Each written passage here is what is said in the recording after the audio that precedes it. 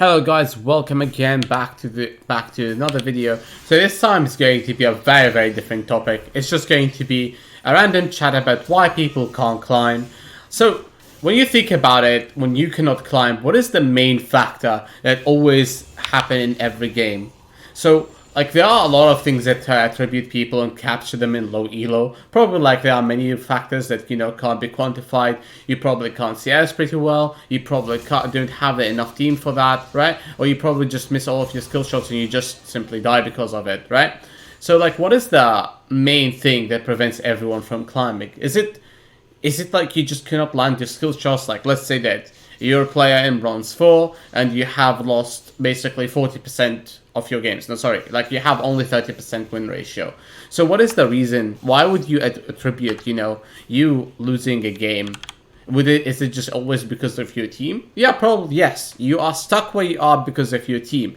Your team, that's the main reason why you are where you are. You are only losing because of your team. It's not because you're getting constantly outplayed. It isn't because you have bad macro mechanics. It's not because like you're not giving a fuck, right? You're only losing these games because of your team, and there's no other reason for you to lose other than you being in a bad team. It's always your team that is inting. It is always your bot lane that is losing, and it's impossible to climb out of bronze, out of iron, out of silver if you have a bad team. So you're gonna have to grind it out very hard. Remember, like, by no shape or form, games are your fault. You always do your best. You always try. You always go 10-0, and you always try to give it your all. But it's always your team that is inting this one out. So, what do I say? Is it because you cannot really farm? Well, if you check your CS, if you have above 40 CS, probably you do not deserve to be in bronze. Probably like you're better than bronze. Yeah, it's not like you're playing really badly. So in this. You can see like a clip of this Fizz trying his hardest, but he was really unlucky over there, and his team didn't help him out in killing this LeBlanc. So that's why this Fizz died. He died because of his team over there. It isn't because, he misplayed, or isn't because like he just never had the damage to finish the kill off. He always died because of your team. That is, the main topic right now. And you have to understand, like, when you're in the lower elos, it's not because, like, you deserve to be in there. It's just that Riot is really playing against you, playing the devil's advocate, and really preventing you from climbing to where you deserve to be. Like, everyone obviously deserves Challenger, or, like, Diamond at least, in my opinion. So there's no reason for them to, stay in Bronze unless Riot wants them to. They have to sell their skin. They have to like go for all of these, cheeky tactics. They have to force you to buy multiple accounts to flame and get banned. Flaming those bad people. And remember, like when you are 25%, of your games, like winning 1 out of your 4 games, obviously you have to climb, right? Especially when you are gaining, plus 20 and losing plus 20. When you win 1 out of 4 games, the natural progression is for you to win. Yeah, that's because this is how math works, obviously. Yeah, an example, like look at this Fizz. He tried to do this because of his team, and then he just missed his ultimate, and obviously because the Kayle wasn't there, he died.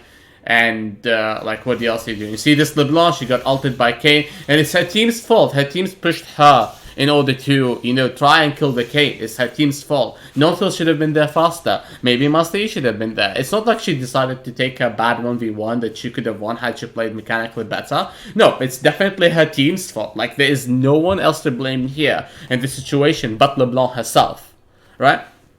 For example, let's take a look at this Fizz right now again. Look at him, he's going to go. He gets ulted. And Master Yi, like obviously Master Yi, he could have done a lot more. But his team, like again, yet again, just failing him right there immediately. And here goes, LeBlanc's trying again, getting hit by the Fizz ultimate. Doesn't know how to play a game. Fizz uses that to wave clear, and he just sits over there because his team is not there to help him wave clear, because your team should just work for you basically, right? It's not like they have their own games and stuff. And that is obviously both of their team's fault. Like if Kayle was there, maybe Master Yi was there, none of them would have died. Let's check the scoreboard a little bit and see what's going on. So it's like literally a fiesta. 15 minutes and we have 30 kills already. How fucking unbelievable is that, right? I mean, why not? Let's go for directed camera. Here's the Yon. He looks at Kayle and he dies to him because he used E for whatever reason. Maybe if Master Yi was there to counter gank, he would have survived. I don't know. Let's look at Jhin over here. Can he do anything? No, because his team doesn't let him. You see this Kayle right here? Obviously Fizz's fault. 100% it's Fizz's fault. I know this is, gets, and Musty just, helps Fizz get the compensation. No, obviously over there, like, I'm getting, you're like, hey, Blight, why are you saying that? Like, do you really believe in what you're saying? Well, I don't know. This is what I've been hearing, like, all the time when I've been coaching. It's like, every time I try to talk to somebody, they're like, but my team is really bad, or this elo, or these people.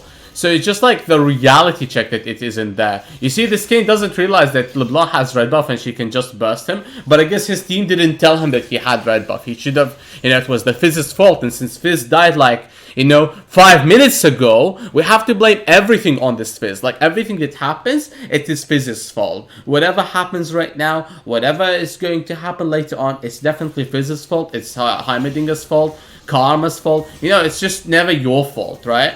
It's just always never yours. Because if it is your fault, it means that you've been doing something wrong. But you've been doing 1 out of your 4 games every single time, right? So it means that you deserve to be here. It's like you either carry or get carried. You don't really deserve bronze, You deserve to be gold immediately. Just promote it because, you win 1 out of 4 games. So, like, you need to do more.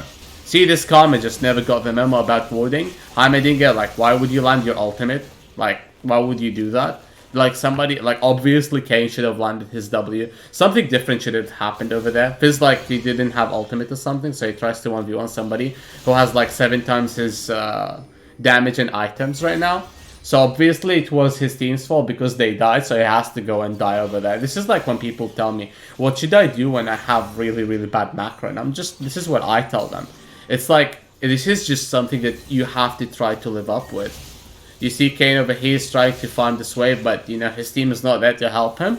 So he just really, dies. And obviously this is Teemo's fault because he picked Teemo. If Teemo picked a tanky champion, he would have been carrying this game already. And just because, like, Teemo didn't pick, Ornn or something like that, he deserves to go AFK. And this loss should be compensated and King should get plus LP right now. He shouldn't be losing any LP. Right? So you see like Fizz is killing Master E again, probably the last fault for not being there despite having 0 HP. Heimerdinger is right there, so he's trying to fix Fizz's fault for dying. See, everyone's not making any mistakes, but every other member is making mistakes, if that makes any sense, right? For example, like this Fizz made a mistake, but in his mind he never made a mistake. So like who are you even talking to? Like why would he even bother? You can see like they're just trying to fight over there, and LeBlanc is obviously saying it's not his fault for not engaging. And you see, like, it's basically literally everyone's fault right there. Missing skill shots, not even landing stuff, right? It must be someone else's fault. And no one else is to blame over there, right?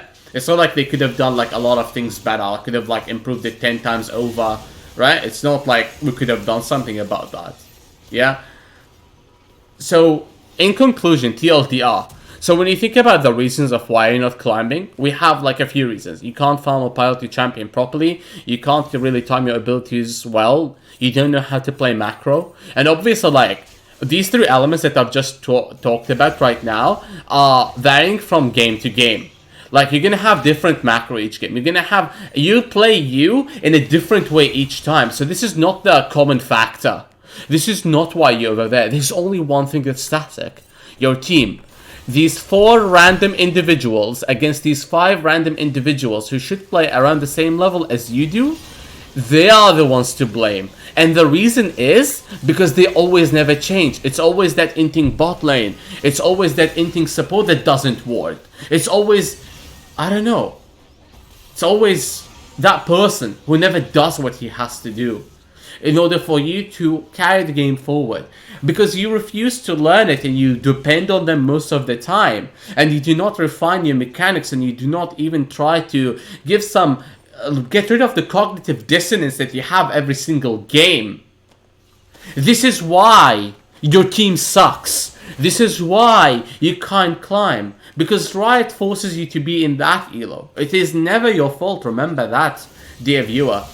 It is never that. It's always someone else's fault. So this is why when you're losing the game, you should never feel bad about it. Because obviously there's nothing you could have done in order to prevent it. It's not like you could have played the game 10 times over better. It's not like by just giving, 3 3 ounces of care, you could have actually won that game. It isn't like if you started playing differently or like swapped with a better player in the middle of the game, you could have actually won that game. No.